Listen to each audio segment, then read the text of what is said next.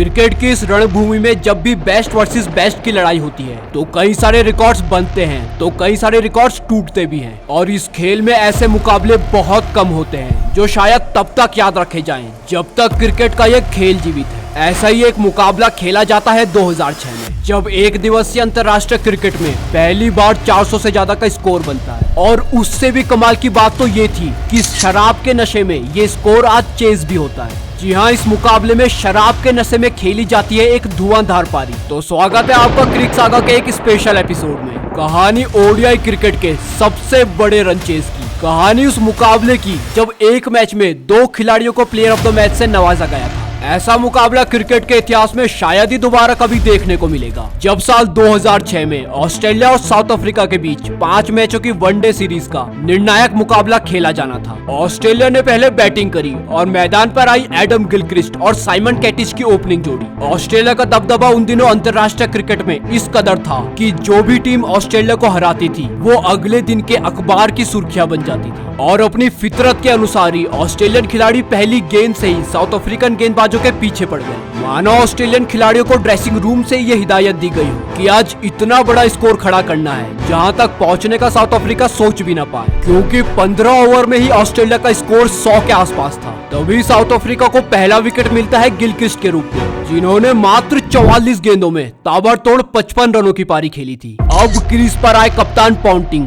जिन्होंने ऑस्ट्रेलिया के उसी मोमेंटम को बनाए रखा। और पॉन्टिंग का यह दर्दनाक आतंक साउथ अफ्रीका की हवा टाइट कर रहा था, क्योंकि पॉन्टिंग ने पहले अर्धशतक, उसके बाद मात्र 71 गेंदों में अपना तेज तर्रार शतक पूरा करके विश्व क्रिकेट में ऑस्ट्रेलिया के डोमिनेंस को बरकरार रखा। ऑस्ट्रेलिया आज साउथ अफ्रीका को दिखा रहा था कि क्रिकेट का बादशाह कौन है, क्योंकि सभी ऑस्ट्रेलियन बल्लेबाज आज सिंगल्स और डबल्स को दरकिनार करके हर एक गेंद पर बाउंड्री तलाश रहे थे। और ऑस्ट्रेलिया के पहले 4 बल्लेबाजों में सबका स्कोर 50 के पार था। कप्तान पॉन्टिंग ने तो 150 से भी ज्यादा के स्ट्राइक रेट से 164 रन कूद डाले, तो वहीं कैटिस के 79 और माइक हसी ने भी पॉन्टिंग के ही अंदाज में मात्र 51 गेंदों में ही 81 रनों की धुआंधार पारी खेली। आज ऑस्ट्रेलिया ने संपूर्ण क्रिकेट जगत को ये दिखाया कि ऑस्ट्रेलिया का हर एक बल्लेबाज अकेले अपने दम पर ही मैच को पलटने की ताकत रखता है, क्योंकि ऑस्ट्रेलिया ने 50 ओवर में 434 रन बोर्ड पर टांग डाले। ये रन नहीं बल्कि रनों का एक पहाड़ था। ये क्रिकेट इतिहास में पहली बार हो रहा था कि किसी टीम ने 400 रनों का आंकड़ा पार किया।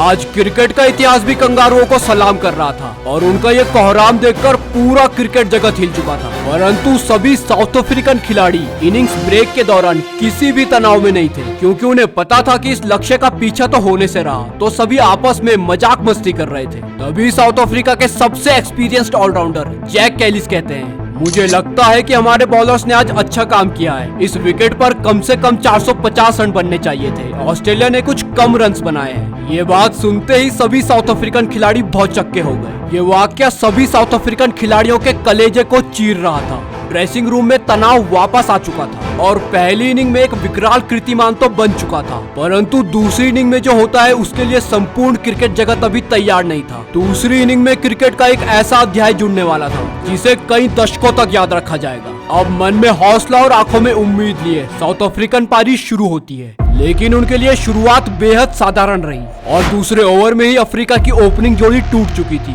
अब 1 डाउन मैदान पर उतरते हैं हर्षिल गिब्स। वो गिब्स जो पिछली रात शराब के नशे में झूम रहे थे, वो रात भर शराब पी रहे थे। माइक हसी ने भी अपनी आत्मकथा अंडरनीथ द सदर्न क्रॉस में इसके बारे में जिक्र किया था। उन्होंने कहा कि गिब्स उस रात बहुत ज्यादा नशे में थे। हसी ने लिखा कि मैच से एक रात पहले जब मैं सोने जा रहा था तो मैंने अपने कमरे की खिड़की से गिब्स को देखा था। वो नशे की हालत में चूर थे।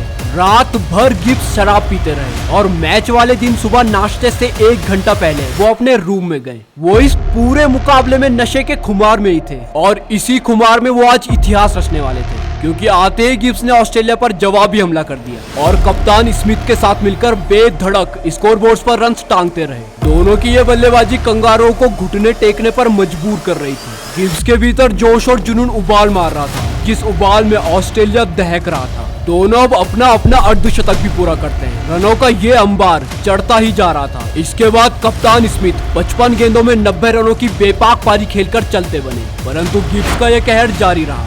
गिब्स अकेले अपने दम पर एक साहसी पारी खेल रहे थे। एक छोर से विकेटों का पतझड़ जारी रहा, परंतु गिब्स के सामने कप्तान पॉन्टिंग का हर एक दाव व्यर्थ जा रहा था। कंगारुओं की वो बादशाहत गिब्स के सामने फीकी पड़ रही थी। अब गिब्स मात्र 79 गेंदों में पहले तो अपना शतक पूरा करते हैं, उसके बाद वो देखते ही देखते 150 रनों का आंकड़ा भी पार करते हैं। उनके जहन में सिर्फ और सिर्फ इस मुकाबले को खत्म करने की होड़ चल रही थी, मानो वो इस मुकाबले को 50 ओवर से पहले ही खत्म करना चाहते हो। ऑस्ट्रेलियन गेंदबाजों में हाहाकार मच चुका था, मानो बेखौफ और बेधड़क हर्षल गिब्स ऑस्ट्रेलिया से अपना कर वसूल रहे हो। वो अकेले ही मैदान पर दहाड़ रहे थे और हर एक गेंद पर एक बड़ा शॉट तलाश रहे थे, जिसका खामियाजा उनको भुगतना पड़ा। और वो साइमंड्स के ओवर में पहली 2 गेंदों में 2 छक्के लगाने के बाद तीसरी गेंद पर ब्रैटली के हाथों में कैच थमा बैठे। गिब्स ने महज 111 गेंदों में ऐतिहासिक 175 रन कूटे थे, जो पारी उस समय की ओडीआई क्रिकेट की सबसे बड़ी पारी तो थी ही, साथ ही ये पारी शराब के नशे में भी खेली गई थी, जिसका खुलासा खुद गिब्स ने अपनी ऑटोबायोग्राफी टू द पॉइंट में किया था।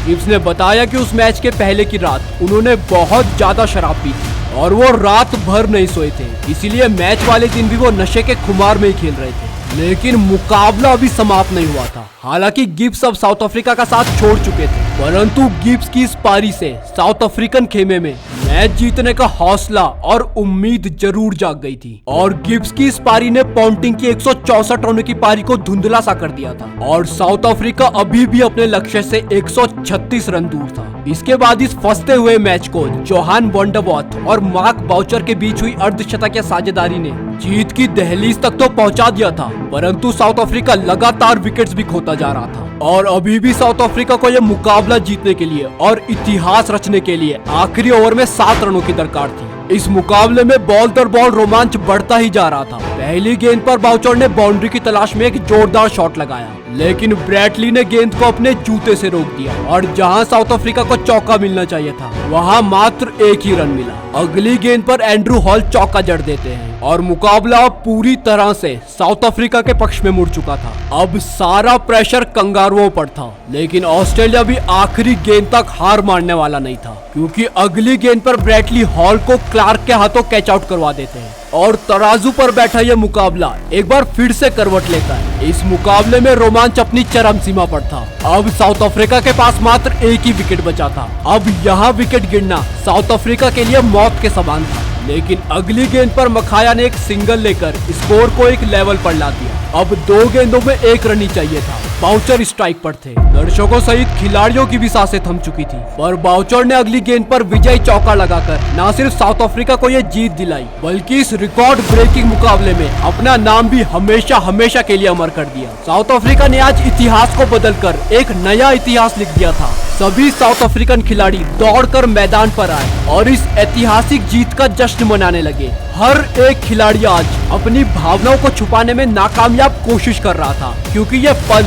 ये लम्हा ही इतना बड़ा था। और इस तरह साउथ अफ्रीका ने ओडीआई क्रिकेट की सबसे बड़ी रन चेस को अंजाम दिया, जो रिकॉर्ड आज तक कायम है। इस मुकाबले में टोटल 872 रन बने थे और क्रिकेट के इतिहास का सबसे बड़ा ओडीआई स्कोर, और इस स्कोर को चेस करने का रिकॉर्ड भी एक ही दिन बन चुका था। ऑस्ट्रेलिया ने आज ओडीआई क्रिकेट का सबसे बड़ा स्कोर तो बनाया, परंतु उसको डिफेंड नहीं कर पाया, जिस कारण कंगारुओं का घमंड भी अब ध्वस्त हो चुका था और वो ये सीरीज भी 3-2 से गवा चुके थे। पॉन्टिंग की 164 और गिब्स की 175 रनों की पारी की बदौलत इन दोनों खिलाड़ियों को ही मैन ऑफ द मैच से नवाजा जाता है। अब आप लोग कमेंट करके बताइए कि अगर गिब्स उस दिन शराब के खुमार में नहीं होते तो क्या वो ये ऐतिहासिक पारी खेल पाते, और क्या ये रिकॉर्ड ब्रेकिंग मुकाबला हमें देखने को मिलता, जिसे कई पीढ़ियों तक याद रखा जाएगा। उम्मीद करता हूँ आपको ये वीडियो पसंद आया होगा। वीडियो देखने के लिए बहुत बहुत धन्यवाद।